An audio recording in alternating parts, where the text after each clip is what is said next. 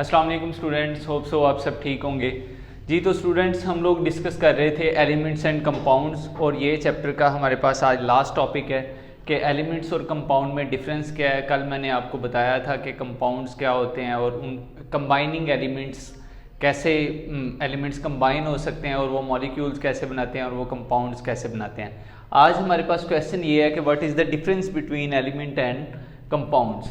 तो एलिमेंट्स के अगर बारे में हम बात करें तो ये किसी भी सब्सटेंस का स्मॉलेस्ट पार्टिकल होता है और जब एलिमेंट्स आपस में केमिकली रिएक्ट करते हैं इन अ फिक्स्ड रेशो तो तब वो एक कंपाउंड बना देते हैं। तो एलिमेंट्स के बारे में पहला पॉइंट ये है कि स्मॉलेस्ट फॉर्म इज एटम। किसी भी एलिमेंट की स्मॉलेस्ट फॉर्म जो है वो एटम है। एक एलिमेंट एक ही तरह के बहुत सारे एटम्स पे मुश्तमिल होता है, ठीक है। तो वो एटम जो है वो मिलकर एक एलिमेंट बना रहे हैं और उनका एटॉमिक नंबर जो है वो भी सेम होता है। और कंपाउंड्स की अगर हम बात करें तो स्मॉलेस्ट फॉर्म इज मॉलिक्यूल। तो कंपाउंड का जो स्मॉलेस्ट फॉर्म है, स्मॉलेस्ट इसकी रिप्रेजेंटेशन है वो एक मॉलिक्यूल है। एक element same kind of atoms पे मुश्तमिल होता है जिनका एटॉमिक नंबर भी सेम होगा। Atomic number different, atomic mass different हो सकता है जिसे आप कहते हैं कि ये आइसोटोप्स हैं इसके। और अगर कंपाउंड की बात करें तो it is made up of different type of atom. एक कंपाउंड जो है वो डिफरेंट टाइप ऑफ एटम्स पे मुश्तमिल होता है। फॉर एग्जांपल मैं कहूँ कि ये एक सोडियम का एटम है, सोडियम का एलिमेंट है।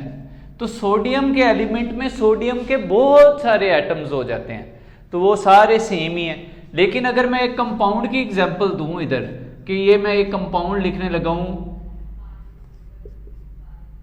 Al2SO4, aluminium sulphate thrice, aluminium sulphate का कंपाउंड लिखा है। इसमें देखें कि 3 टाइप्स के एलिमेंट्स हमारे पास प्रेजेंट है।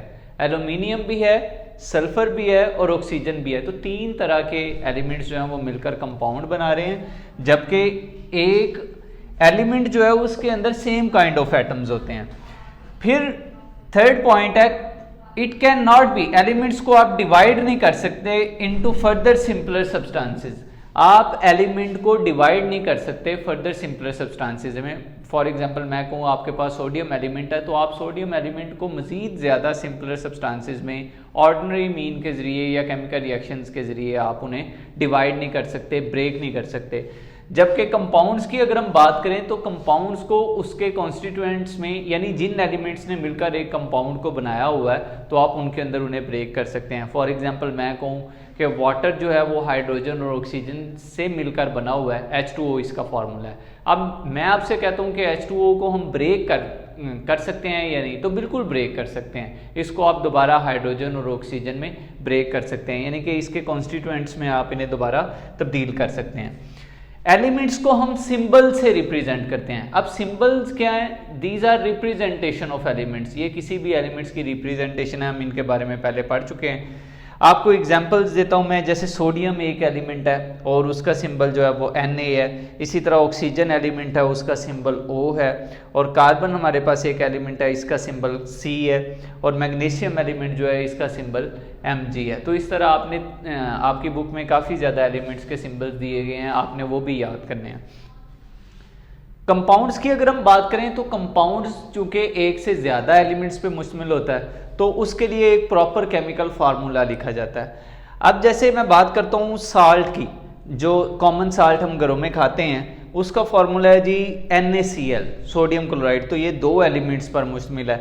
फिर बोर्ड चाक, जिससे हम चाक से लिखते हैं बोर्ड के ऊपर, ब्लैक बोर्ड के ऊपर, तो उसका फार्मूला है जी CaSO4 और इस कंपाउंड को कहते हैं कैल्शियम सल्फेट। इसमें 3 तरह के एलिमेंट्स हैं, एक कैल्शियम है, सल्फर है और ऑक्सीजन है। फिर इसी तरह वाटर भी एक केमिकल कंपाउंड है जिसमें 2 हाइड्रोजन एटम और 1 ऑक्सीजन एटम है। तो स्टूडेंट्स आपने क्या करना है कि ये जो 4 डिफरेंसेस हैं ये आपने याद करने हैं। ये आपकी एक्सरसाइज का लॉन्ग क्वेश्चन भी है, आपने इस क्वेश्चन को अपनी नोटबुक्स के अंदर लिखना भी है। इसके साथ साथ आपका होमवर्क ये है कि आपने एक्सरसाइज का क्वेश्चन नंबर 3 है, उसके जितने भी पार्ट्स हैं शॉर्ट क्वेश्चंस के, वो आपने सारे अपने कॉपीज़ के अंदर सॉल्व कर लेने हैं। तो इस तरह हमारा ये चैप्टर जो है वो अपने इख्तिताम को पहुंचा। होप सो कि ये आपको समझ आ गया होगा। अब आपने इसके एमसीक्यूज़ और ये शॉर्ट क्वेश्चन जो हैं ये आपने कर लेने हैं होमवर्क के तौर पे, फिर इंशाल्लाह आपकी कॉपीज चेक की जाएंगी। अपना ख्याल रखिएगा। अल्लाह हाफिज़।